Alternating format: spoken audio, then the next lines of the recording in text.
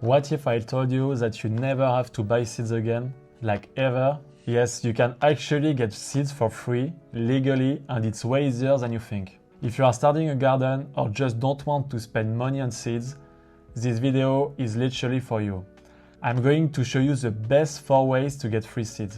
There are no scams, no weird tricks, just actual methods that work. So the easiest way is to save seeds from food you already buy. But there is a thing, and this is super important. You need to get organic produce. Like if you grab a regular supermarket tomato, it's probably been treated so it won't germinate, or it's some hybrid variety that tastes like absolutely nothing.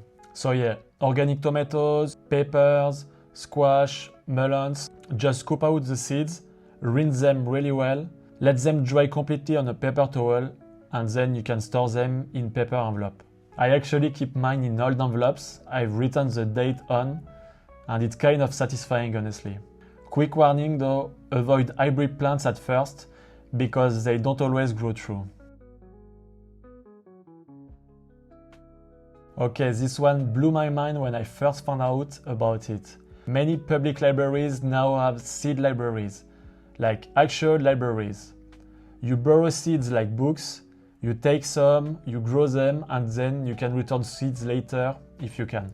So if you are in a city, it doesn't matter where, Paris, London, New York, wherever, just search online seed library near me or seed library plus your city name and you will find. Or ask your local librarian too. It's honestly one of the best free gardening resources out there, and yeah, not enough people know about it. Here is the thing about gardeners, we love sharing. Like, we love it.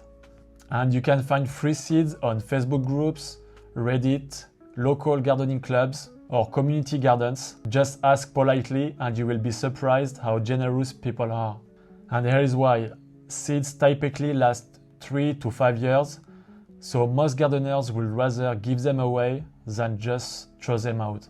I actually do seed swaps all the time with my neighbors who also grow veggies on their balconies. For example, I will give them tomato seeds and they will give me some lettuce or herb seeds they saved. And if you live in an apartment building, just knock on doors or put a note up with your phone number. You will be surprised how many people are into this. Even in big cities, there are urban gardening groups everywhere. Just look online for your area. So instead of companies, I'm going to tell you about associations and community organizations. A lot of cities have urban gardening non-profits or shared garden projects that give away seed surpluses for free. Some non-profits also send free seeds to low-income gardeners or people just starting out. So just search for community gardens or urban farming groups in your city. They usually have resources or know where to point you. Once you learn how to save seeds properly, you will never run out again. It's a bit of a learning curve, of course, but it's totally worth it. So yeah, before you buy seeds, try these methods first. Free seeds exist, you just need to know where to look. If you enjoyed this video, subscribe and tell me in comments what plant you want to grow first. I'm curious.